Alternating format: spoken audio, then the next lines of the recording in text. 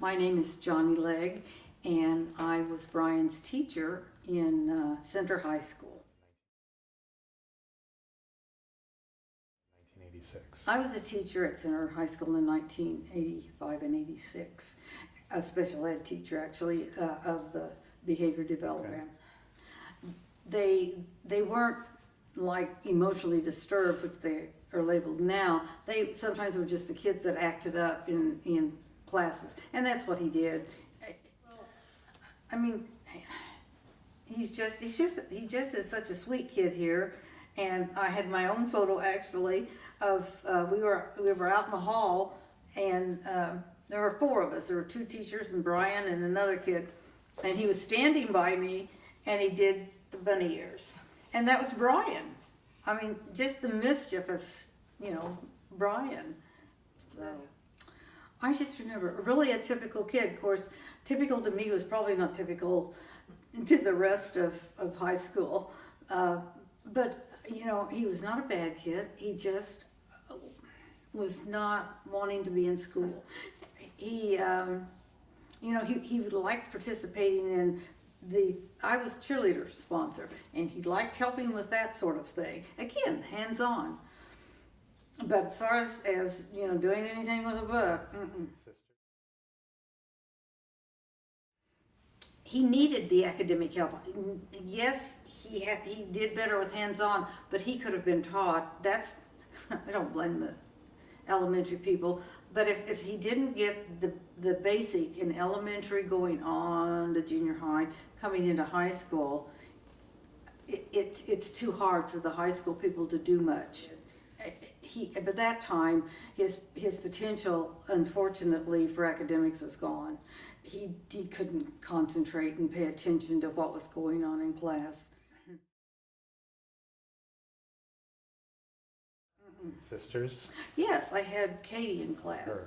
That she was totally opposite of Bryan. She was quiet and reserved, and she did get into extracurricular activities, so which if Bryan could have done that, which would have expended some of the energy he had, that would have been a help to him, but he wasn't interested in that. But Katie was. She was on the softball team and did quite well. When they get to us, we're the ones that have to go more to, okay, let's look at what we can do vocationally. And Bryan didn't have that, nor did he want to do, too much by that time. And then he had all the other things that happened to him. Yes, when Bryan was 14 years old, he was shot by his girlfriend. It was horrible. To be shot at any age is horrible, but the thing I really remember, some of the people, didn't care. I thought, again, I just thought it was awful, but I think because of his behavior in some of the other classes, they just kind of, well, yeah, he was shot, so what? I decided to go visit Bryan because I liked him. I liked Katie. I liked the family. I did go visit him in the hospital. I'm kind of laughing because when I got there, Larry Summers, one of his best friends, they were sitting in bed like children. They were watching TV. They were playing games. He was very childlike, very.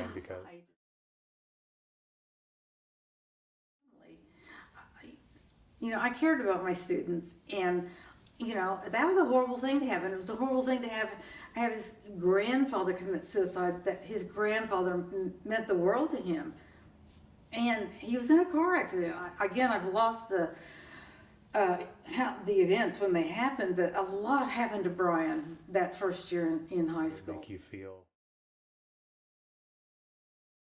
It was very sad because again, I don't like to lose any student, and I had Katie, and Katie doesn't talk very much about things, but I could kind of tell that she was sad that Bryan didn't come to school anymore. I think he'd just given up.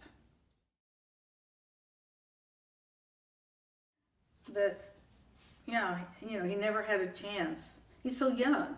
He was 17 when you know, all that happened. But, you know, none of this, I mean, he didn't have the chance to go on and ever do anything else. And it's very sad. It's, you know, it's just, some of it was an unfortunate situation with, you know, what happened to him. And then again, his environment, you know, kind of trapped him.